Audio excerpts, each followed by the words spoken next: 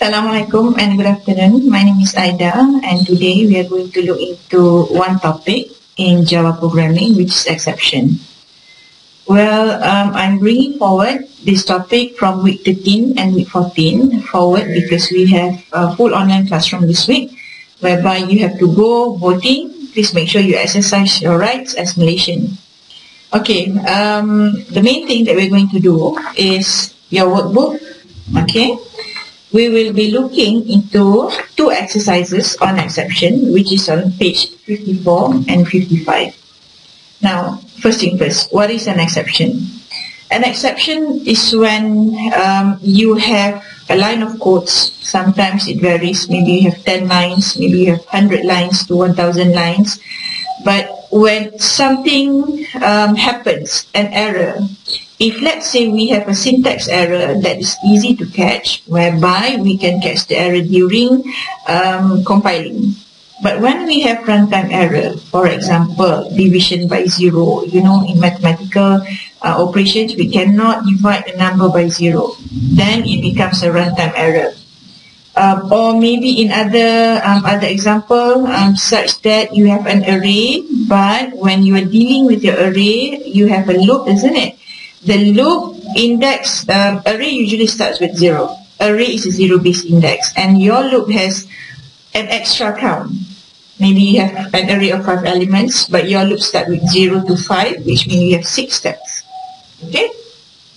So those kind of errors has to be handled gracefully by the program. We do not want to have a program whereby when the user tests and suddenly the program hangs or they don't know what to do, what happened, the program crash, something like that. So we want, the objective is that to terminate all errors gracefully within the programming code.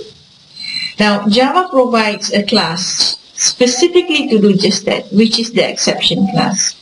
And basically this class is designed to handle two kinds of errors. One is error produced by the program, by the compiler itself, and we have another one, runtime exception, exceptions classes, whereby runtime exception is part of the classes, as I will show you shortly. So Java will handle two types. One is the exception, the other one is error, and we will go into that exercise. So stay tuned.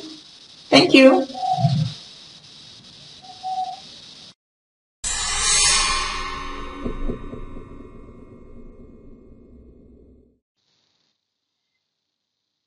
This is a class called Exception Demo.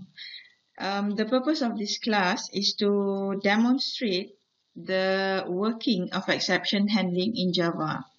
Now, sometimes the best outcome can be when nothing unusual happens.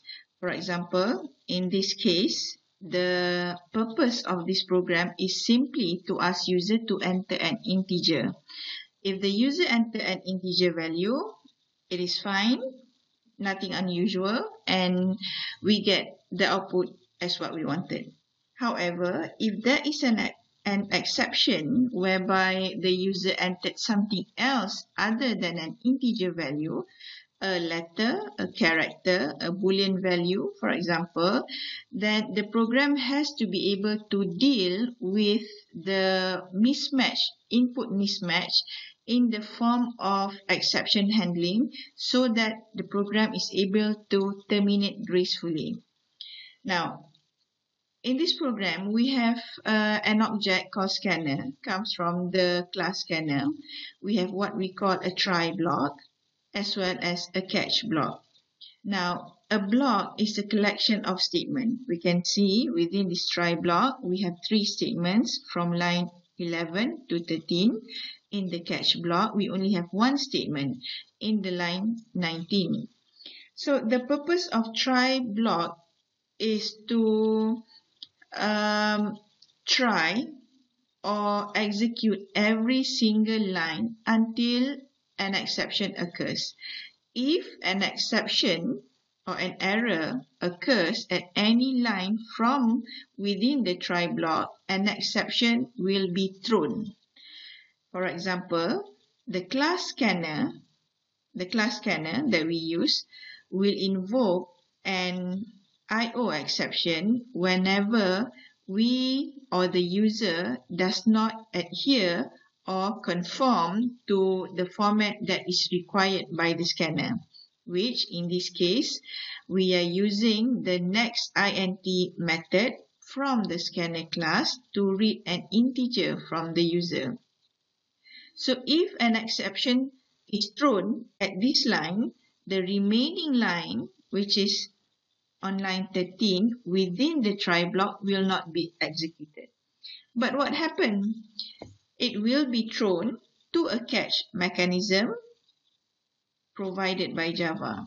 So in the catch block, basically we have one object called EX, but this is just an object name. You can replace with any other variable that you like, but it comes from a class called input mismatch exception.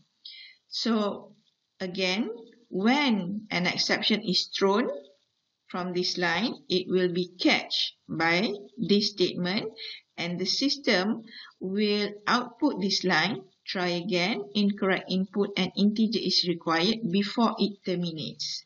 Therefore, user will be informed of what is happening when he or she enters the wrong values, rather than it terminates abruptly. So let's try to run this program. We have the console here. As you can see, the console prompts a statement, prompts a message to a user, enter an integer, and let's assume I'm going to enter a value 23. So the program runs good. Because 23 is an integer, therefore, the third line here in line 13 will be executed. The number entered is 23 because 23 has been stored in the variable number. Now, let's say we run another time, but this time instead we put a letter A. When we try to feed the input A to the scanner class, it will invoke an exception in line 12, and the exception will be thrown to the catch block, and the line 19 will be executed instead.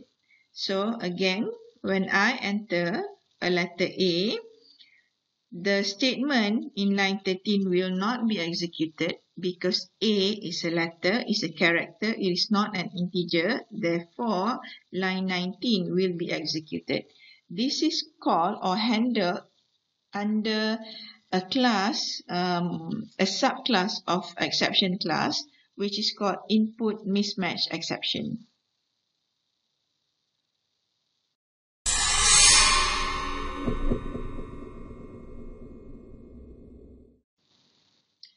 This is a class called test exception. In this class, we are going to see what kind of exception is thrown when we have an extra count in an array.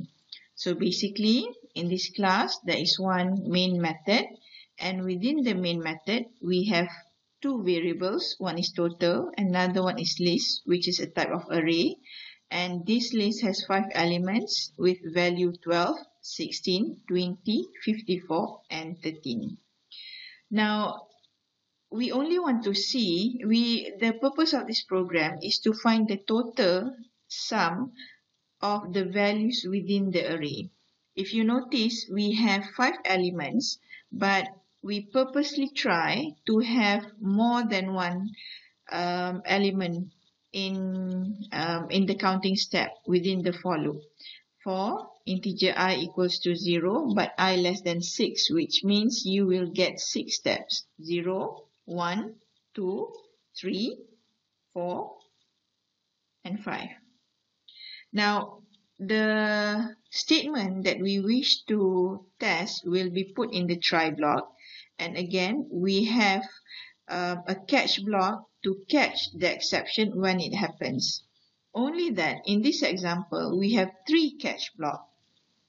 The first one is arithmetic exception, which will output a statement arithmetic exception. the second one is runtime exception, and the final one is the exception.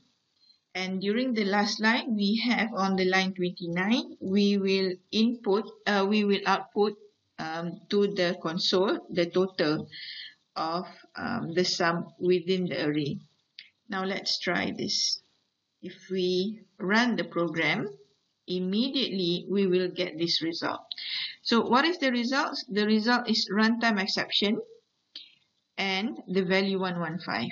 Runtime exception, because we use try and catch block, because we handle the exception properly using the exception class in Java, the program fortunately does not terminate abruptly. That means when the error or the exception happens, the system simply output what is the current status.